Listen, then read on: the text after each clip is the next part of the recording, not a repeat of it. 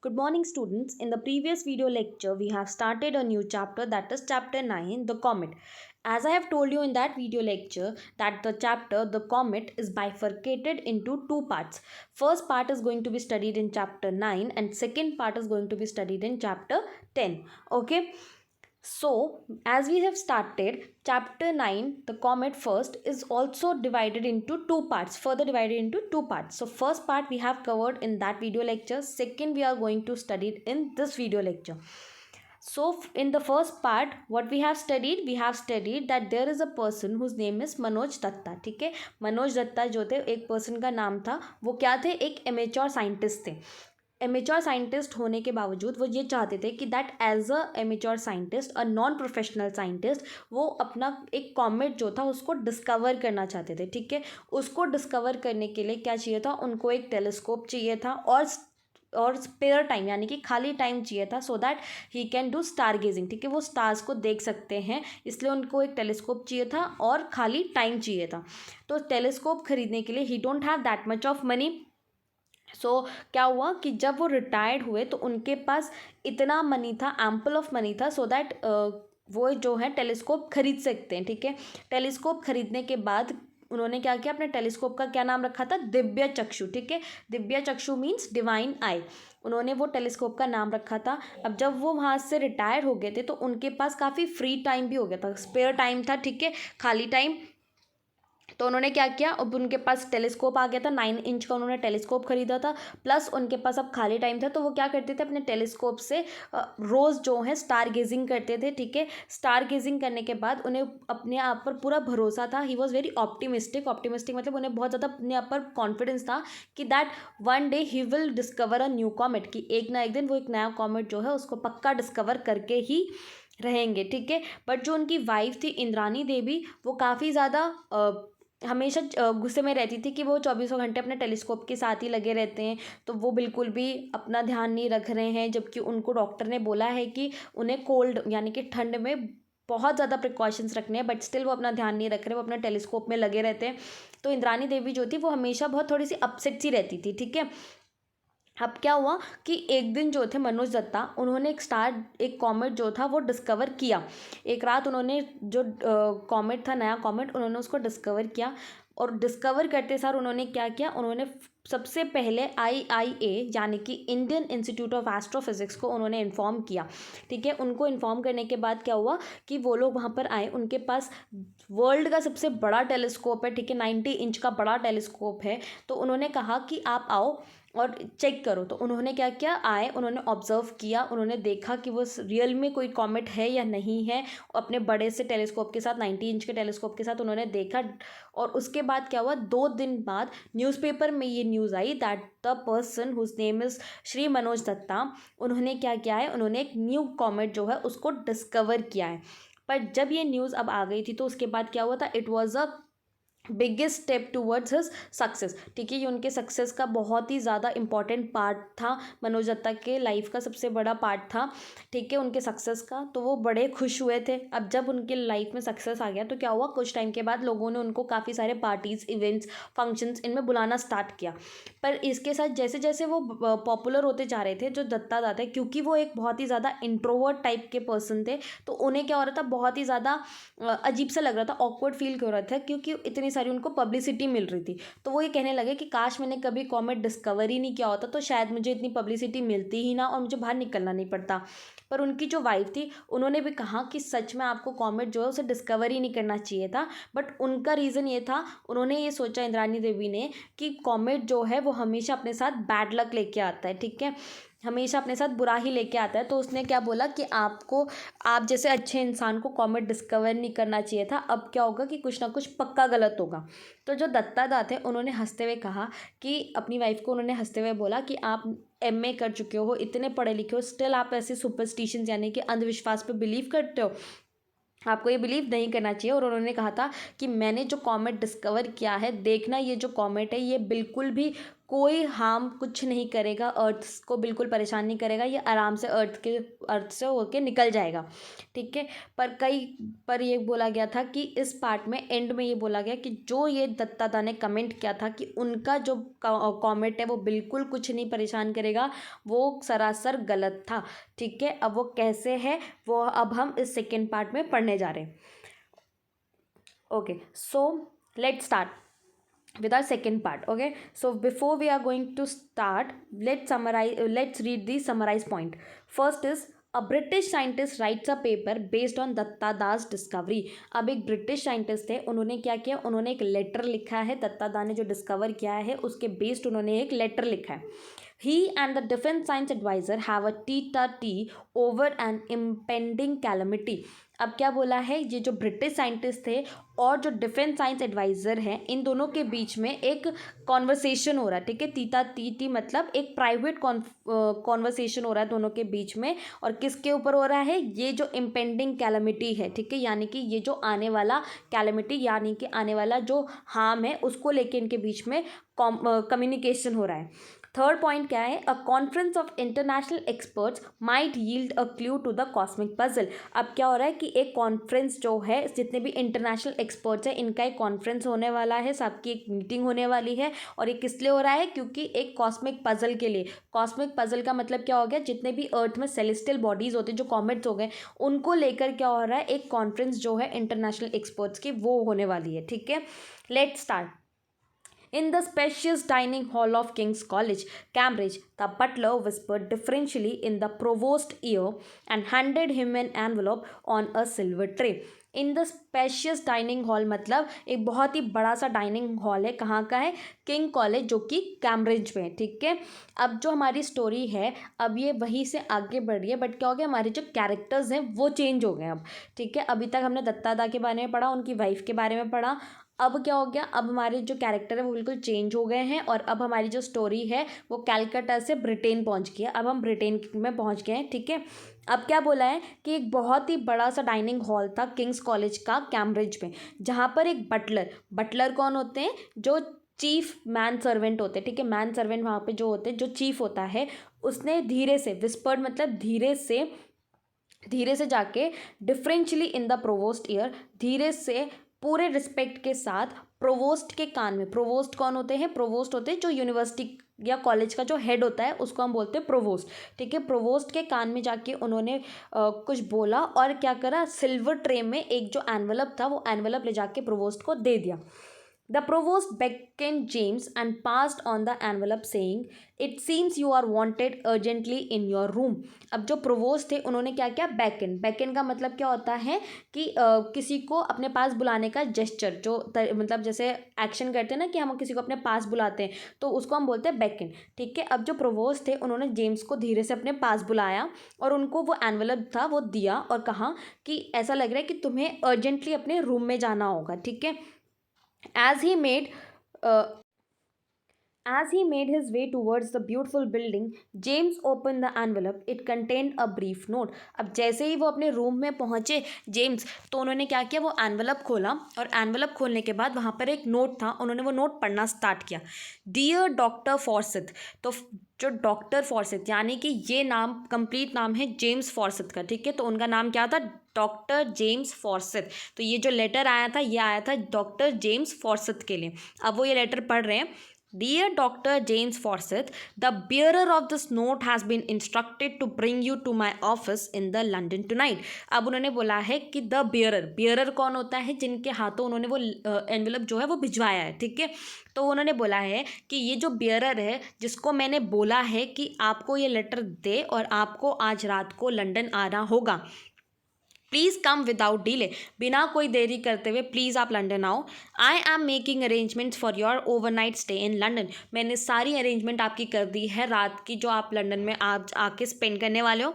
I regret the inconvenience cause to you and request you to keep your visit strictly confidential. उन्होंने कहा कि मेरे को बहुत बुरा लग रहा है, आई अपोलोजाइज टू द इनकन्वीनियंस मतलब आपको जो अभी तकलीफ होगी उसके लिए I am really sorry, but ये एक रिक्वेस्ट है कि आपको आपका जो ये विजिट है इसको कॉन्फिडेंशियल रखना है, यानी कि सीक्रेट रखना है, आपने किसी के साथ शेयर नहीं करना है कि आप लंदन जा रहे हो। Believe me it is absolutely essential, उन्होंने कहा कि believe me it is absolutely essential, उसने कहा कि भरोसा करो मेरा, ये बहुत ही ज़्यादा ज़रूरी है, इसलिए प्लीज़ आप इसे कॉन्फिडेंशियल रखो और इधर आओ। Your sincerely John Macpherson. अब ये लेटर किसने लिखा था? ये लिखा था जॉन मैकफर्सन ने, और लिखा किसके लिए था? डॉक्टर जेम्स फॉर्सिथ के लिए, ठीक है। The signature carried the designation underneath defence science adviser her Majesty's government. अब इसमें इनका जो डेजिग्नेशन था, जॉन मैकफर्सन की क्या डेजिग्नेशन थी वो थी, यानी कि उनका क्या पोजीशन था, वो क्या थे? वो एक डिफेंस साइंस एडवाइज़र थे हर मेजेस्टीज गवर्नमेंट में, ठीक है। वो एक डिफेंस साइंस एडवाइज़र थे। जैसे हमने स्टार्टिंग में ही समराइजेशन पॉइंट पढ़ा था, हमने क्या पढ़ा था कि एक ब्रिटिश साइंटिस्ट और दूसरे जो हैं डिफेंस साइंस एडवाइज़र, इनके बीच में क्या होने वाली थी? मीटिंग होने वाली थी। तो अब क्या है, जो हमारे ब्रिटिश साइंटिस्ट थे वो थे डॉक्टर जेम्स फॉर्सिथ, और जो डिफेंस साइंस एडवाइज़र थे वो कौन थे? वो थे जॉन मैकफर्सन, ठीक है। अब आगे बढ़ते हैं। A bowler-hatted man near the mental piece greeted him as James entered his sitting room. अब जैसे ही जेम्स वहाँ पहुँचे तो एक जो मैन था, जो मेंटल पीस पता है कि मेंटल पीस क्या होता है? कि जो क्या बोलते हैं, आपके घर में, लोगों के घर में मोस्टली होता है कि वो लोग क्या करते हैं, एक एरिया बनाते हैं जहाँ पर आग जलाने के काम आते हैं, ठीक है। तो उसका बिल्कुल ऊपर वाला पोर्शन जो होता है उसको हम बोलते हैं मेंटल पीस, ठीक है। तो मेंटल पीस के पास एक A bowler-hatted man near the mental piece greeted him as James entered his sitting room. अब क्या हुआ कि एक जो मैन थे, जो मेंटल पीस क्या होता है? जैसे लोगों के घर में होता है ना, आग जलाने के लिए वो जो पर्टिकुलर एरिया होता है उसके ऊपर का जो वॉल होता है, वहाँ पर एक मैन जो था वो वेट कर रहा था, और उसने क्या किया, जो जेम्स फॉर्सिथ थे, डॉक्टर जेम्स फॉर्सिथ, उनको ग्रीट किया, ठीक है, उनको विश किया। और उन्होंने क्या बोला? आई एम जॉनसन सर, उसने अपना नाम बताया और उन्होंने कहा कि मैं जॉनसन हूँ। Security officer at white hall. वो क्या है? वो एक सिक्योरिटी ऑफिसर है वाइट हॉल में। He showed his identity card and continued. उसने क्या किया? अपना आइडेंटिटी कार्ड शो किया और उसके बाद आगे बोलते हुए कहा, I presume you know why I am here sir. उसने कहा कि मुझे पता है, मेरे को लगता है शायद आपने ऑलरेडी परज्यूम कर लिया। परज्यूम मतलब आपने ऑलरेडी अज्यूम कर लिया, अंदाज़ा लगा लिया है कि दैट मैं यहाँ पर क्यों हूँ। To the extent that is conveyed in this note I replied James. जो डॉक्टर जेम्स फॉर्सिथ थे उन्होंने कहा कि मुझे बस उतना ही पता है जितना इस नोट में लिखा है, ठीक है, उसके अलावा मुझे कुछ नहीं पता। He knew that it would be useless to ask Johnson for further details, I won't take long. और उन्हें यह भी पता था कि अगर मैं जॉनसन से कुछ भी पूछूंगा तो वह सब बेकार ही है, तो इसलिए उसने कहा कि मैं ज़्यादा टाइम नहीं लेना चाहता, तो हम डायरेक्टली पॉइंट पे चलते हैं, ठीक है, जहाँ एरिया वहीं पे चलते हैं। Johnson's Ford Cortina brought them to Whitehall in less than 90 minutes. अब जो जॉनसन का फोर्ट कॉर्टिना था, फोर्ट कॉर्टिना क्या है? वो एक तरीके की कार है, ठीक है। फोर्ट कॉर्टिना जो है वो एक तरीके की कार है। तो जॉनसन की जो फोर्ट कॉर्टिना थी उसने क्या बोलते हैं 90 मिनट्स में डॉक्टर जेम्स फॉर्सिथ को उन्होंने वाइट हॉल पहुंचा दिया। It took them another 10 minutes to reach the chambers of sir John Macpherson. और क्या हुआ कि उनको वहाँ से भी 10 मिनट्स लगे जॉन मैकफर्सन का जो चैम्बर था, यानी कि जो ऑफिस था, वहाँ पहुँचने में। Having introduce James to sir John the quiet but efficient Johnson slipped out. अब क्या हुआ कि जैसे ही जो जॉनसन थे उन्होंने क्या किया, जेम्स को सर जॉन मैकफर्सन से इंट्रोड्यूस करवाया, उनसे मिलवाया, तो वो वैसे ही वहाँ से चले गए, ठीक है। वो चुप रहते थे बट वो अपने काम में बहुत अच्छे थे और वो वहाँ से चले गए। Doctor Forsyth my apologies for this imposition on your time. और क्या हुआ, जो डॉक्टर फॉर्सिथ क्या हुआ, अब जो जेम्स मैकफर्सन है वो बोलते हैं डॉक्टर फॉर्सिथ को कि आई एम रियली सॉरी कि मैंने क्या किया, मैंने आपका जो इम्पोजिशन मतलब क्या हुआ कि मैंने आपसे जो आपका टाइम था, जो आपके पास बहुत ही वैल्यूबल टाइम था, मैंने आपका वो टाइम मांगा, उसके लिए I am really sorry. Sir John advance with out stretch hands. उन्होंने क्या करा, थोड़ा सा अपने हाथों को स्ट्रेच करते हुए उन्होंने एकदम सॉरी बोला उनको, ठीक है, कि मैंने आपको इतने शॉर्ट टाइम पे आपका जो टाइम था उसकी डिमांड करी। To avoid any further delay I will come to the point right away. Sir John handed him a typescript. अब उन्होंने बोला कि बिना कोई देरी करते हुए मैं क्या करता हूँ, सीधा पॉइंट पे आता हूँ, ठीक है। और जैसे ही वो पॉइंट पे आए उन्होंने क्या किया, उन्होंने एक टाइप स्क्रिप्ट चीज़ें लिखी हुई थी और उन्होंने उसको दे दी, ठीक है। Why it is my paper two nature. How did you get this original manuscript? James was surprised and somewhat uneasy. अब क्या हुआ कि उन्होंने जैसे वो देखा तो उन्होंने कहा कि ये तो मेरा पेपर है, ठीक है, ये तो मैंने लिखा था, आपके पास ये ओरिजिनल मैन्युस्क्रिप्ट कहाँ से आया? मैन्युस्क्रिप्ट का मतलब क्या होता है? मैन्युस्क्रिप्ट का मतलब होता है वो चीज़ें जो हम पेपर पे लिख के रखते हैं, ठीक है। मैन्युस्क्रिप्ट मतलब वो होता है। अब आगे क्या बोला इसमें? Sir John saw his anxiety and continued, Taylor, the editor of Nature, is a friend of mine. अब उसने बोला कि काफ़ी जो जेम्स थे वो काफ़ी ज़्यादा शॉक्ड हो गए थे ये देख के कि मेरा जो पेपर था, मैंने जो न्यूज़पेपर में प्रिंट दिया था नेचर में, वो कैसे उनके पास पहुंच गया। वो काफ़ी ज़्यादा सरप्राइज हो गए। तो उन्होंने बोला, जो सर जॉन मैकफर्सन थे उन्होंने देखा एनजाइटी यानी कि बहुत उन्हें परेशान होते हुए देखा, तो उन्होंने बोला कि जो टेलर है, जो एडिटर था नेचर का, उन्होंने, वो मेरे फ्रेंड है और उन्होंने ही मुझे दिया है।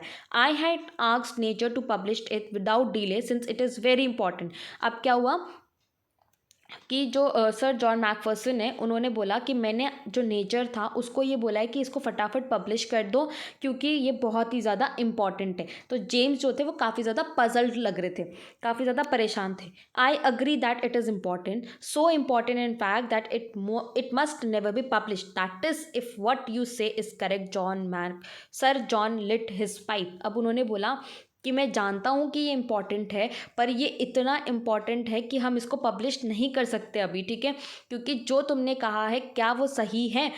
सर जॉन मैकफर्सन ने डॉक्टर जेम्स फॉर्सेट से कहा कि मैं जानता हूँ कि ये बहुत इंपॉर्टेंट है, बट ये इतना इंपॉर्टेंट है कि हम इसको पब्लिश नहीं कर सकते अभी।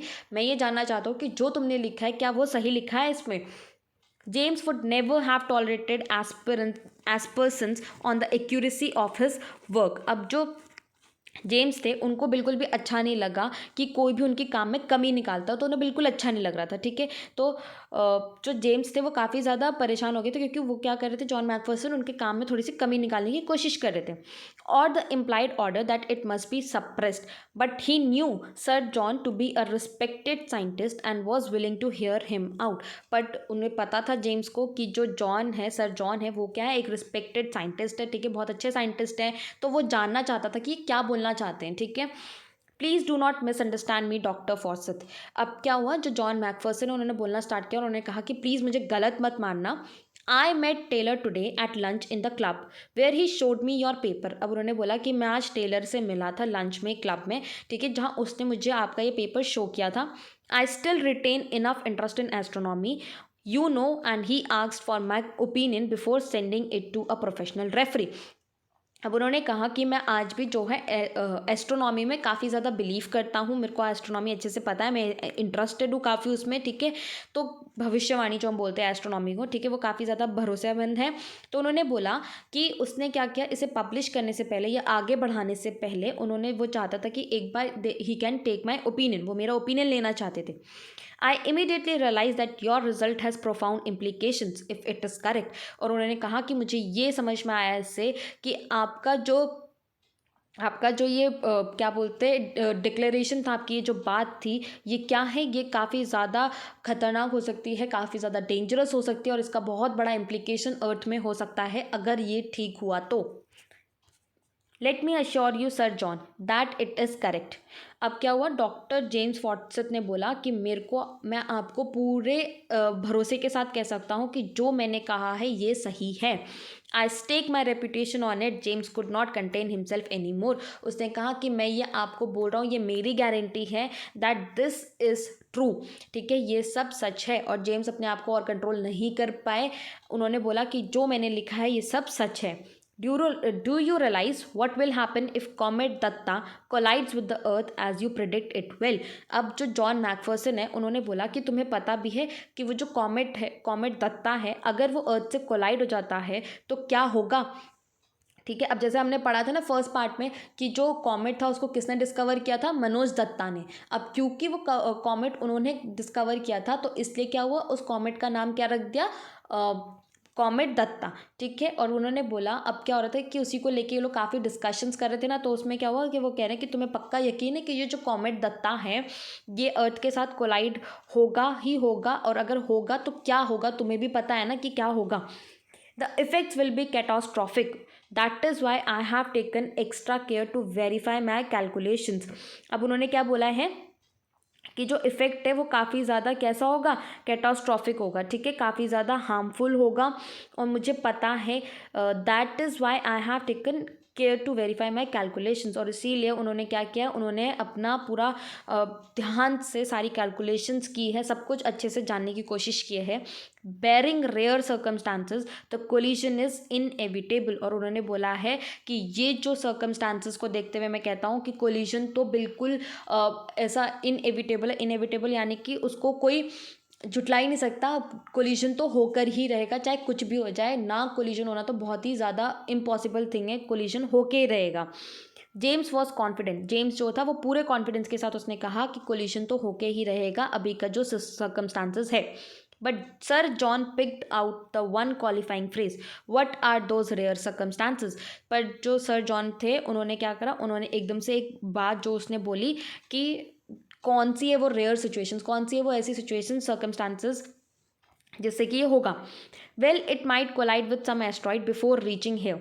अब उन्होंने बोला कि मे बी ये किसी भी एस्ट्रॉइड जो होते हैं, जो छोटे मोटे पत्थर जो अर्थ में होते हैं, सोलर सिस्टम में होते हैं, ये उनसे कोलाइड करेगा अर्थ में आने से पहले।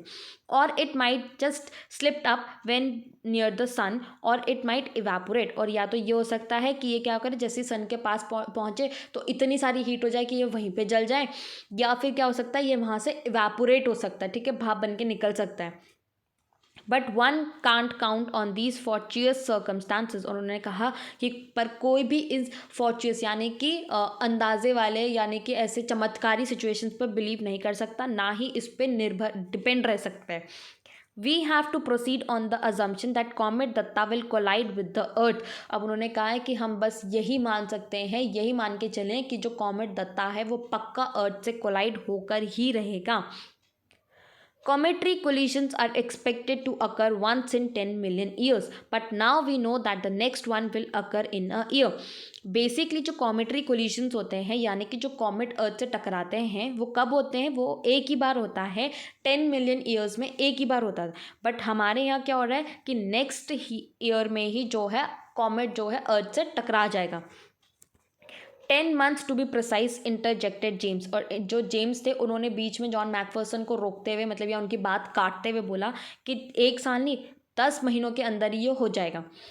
Thank you for the correction. Do you realize that we have only 10 months of survival left for the entire living species on the earth.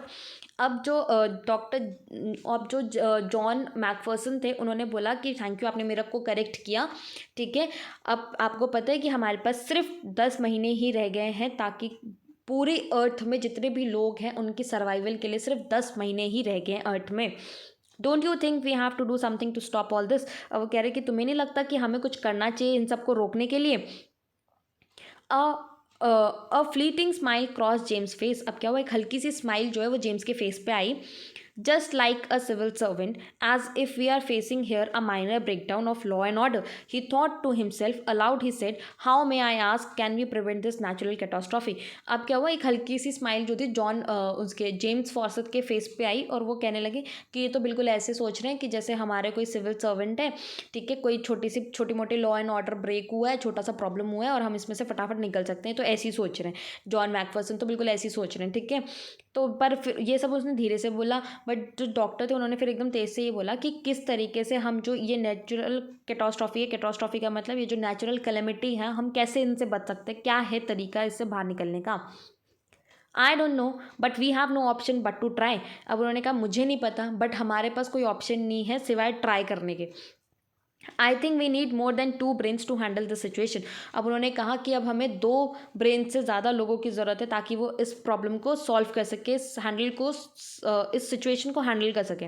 It is essential to call an urgent meeting of expert from all over the world to think of a counter measure and of course in total secrecy. उन्होंने कहा कि मुझे अब ऐसा लगता है कि हमें क्या करना चाहिए, अब ये बहुत ज़्यादा ज़रूरत हो गया है, बहुत ज़्यादा अर्जेंट हो गया है कि अब हमें एक्सपर्ट्स की जो है वो मीटिंग जो क्या बोलते हैं पैनल है उसको सेट करना होगा, जितने भी एक्सपर्ट्स हैं उनकी मीटिंग करानी होगी, पूरे वर्ल्ड से हमें जितने भी एक्सपर्ट्स हैं उनको बुलाना होगा ताकि हम क्या कर सकें, हम कोई काउंटर मेजर निकाल सकते। काउंटर मेजर यानी कि हमारे साथ जो हो रहा है, जो सिचुएशन है उसका कुछ एक्शन हम कर सकें, ठीक है। पर ये सारी चीज़ें जो होगी वो होगी टोटल सीक्रेसी, यानी कि पूरे सीक्रेटली ये काम होगा, किसी को पता नहीं चलना चाहिए। Think of the panic in the world if this dreadful news leaks out.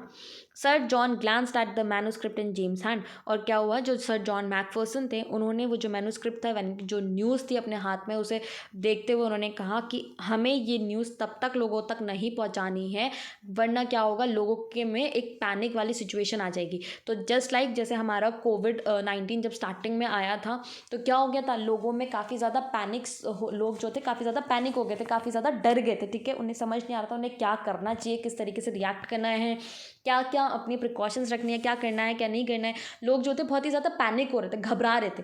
तो वैसे ही इसने जॉन मैकफर्सन ने बोला कि हम ये जो न्यूज़ है इसे प्रिंट नहीं करवा सकते, क्योंकि क्या होगा, इससे जो लोग हैं वो पैनिक करना स्टार्ट कर जाएंगे, वो घबराने लग जाएंगे कि अब भाई कॉमेट है वो अर्थ के साथ टकराने वाला है, हम सब खत्म होने वाले हैं। तो वो क्या हो जाएगा, एक पैनिक, एक परेशानी जो है लोगों के बीच में स्टार्ट हो जाएंगी।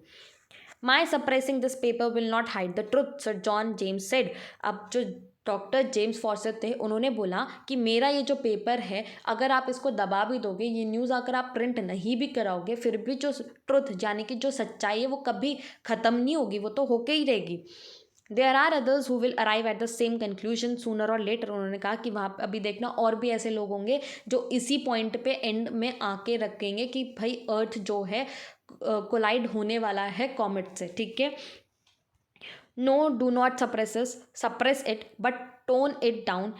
Add many ifs and buts to make your conclusion appear not so certain. I will exert all my influence with friends in other countries to make them exercise a similar restraint for a while. अब क्या हुआ, जो John Macpherson थे उन्होंने बोला कि हम इसे सप्रेस यानी कि हम इसे दबा नहीं रहे, बस हम क्या कर रहे हैं, इसका जो टोन है उसे कम करने की कोशिश कर रहे हैं। ठीक है, काफ़ी सारे जितने भी अगर है, मगर है, इफ़ एंड बट यानी कि अगर मगर जो भी है उसको हम इसमें डालेंगे और क्या करेंगे, कंक्लूजन पे आएंगे। ठीक है, एक रिजल्ट पे हम आएंगे। और अगर ज़रूरत हुई तो मैं चाहूँगा कि मेरे जितने भी फ्रेंड्स हैं बाकी कंट्रीज़ के, उनको मैं इन्फ्लुएंस करूँगा कि हम क्या कर सकें, इन चीज़ पे रीस्ट्रेंट यानी कि इसे रोक सकें, इन चीज़ों को रोक सकें, हम रोक सकें कि कॉमेट जो है वो अर्थ से कोलाइड ना हो। फॉर हाउ लॉन्ग, उसने कहा कि फिर जो डॉक्टर जेम्स फॉसेट थे उन्होंने फिर क्वेश्चन पूछा, पर कितने लंबे तक, कितने टाइम तक हम इसे रोक सकते हैं।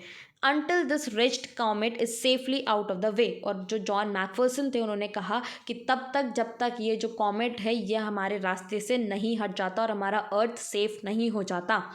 Late us spend some time now to plan the details of this international conference. उन्होंने कहा कि अब एक काम करते हैं, साथ में प्लान बनाते हैं, जो हमारा इंटरनेशनल कॉन्फ्रेंस है उसके लेके हम डिटेल्स बनाते हैं। ठीक है, प्लानिंग करते हैं। Shall we call it in a week's time here. अब उन्होंने कहा कि क्या हम कुछ इसी हफ्ते में ये जो कॉन्फ्रेंस है इसको हम अरेंज कर सकते हैं। A week to plan such an important secret conference of international experts. James thought it an impossible task, but Sir John disagreed and began to spell out details. अब क्या हुआ, तो उसने बोला कि अ वीक टू प्लान, उन्होंने कहा एक हफ्ता चाहिए प्लानिंग करने के लिए, एक सीक्रेट कॉन्फ्रेंस के लिए, वो भी इतने इंपॉर्टेंट सीक्रेट कॉन्फ्रेंस के लिए जिसमें इंटरनेशनल एक्सपर्ट्स आएंगे। जेम्स ने बोला कि ये तो जो है बिल्कुल इम्पॉसिबल टास्क है, ये तो हो ही नहीं सकता। पर जो जॉन थे, सर जॉन मैकफर्सन, उन्होंने इस चीज़ को डिसअग्रीड यानी कि मना करते हुए सारी डिटेल्स जो थी उसको बनाना स्टार्ट करा। उन्होंने सारी प्लानिंग करनी स्टार्ट करी कि किस तरीके से एक इंटरनेशनल एक्सपर्ट जो है उनका मीटिंग होगा। ठीक है, अब with this the chapter is and. हमने चैप्टर 9 में फर्स्ट पार्ट जो था कॉमेट फर्स्ट, ठीक है, हमने इसे कंप्लीट करा। अब आगे स्टोरी में क्या होगा वो हम पढ़ेंगे चैप्टर 10 में, that is the comet part second. ठीक है, वो भी चैप्टर जो है वो भी फर्दर 2 पार्ट्स में डिवाइडेड है और हम उस चैप्टर को इसी तरीके से जैसे हमने चैप्टर 9 पढ़ा था 2 पार्ट्स में, वैसे ही हम चैप्टर 10 पढ़ेंगे 2 पार्ट्स में। तो अब ये जो स्टोरी है ये देखो हमारे को थोड़ी सस्पेंस में अब हमें छोड़ के जा रही है। अब हम इसको कंटिन्यू करेंगे हमारे नेक्स्ट चैप्टर में। With this, your chapter 9 is end. Thank you so much, students. I hope you have understood.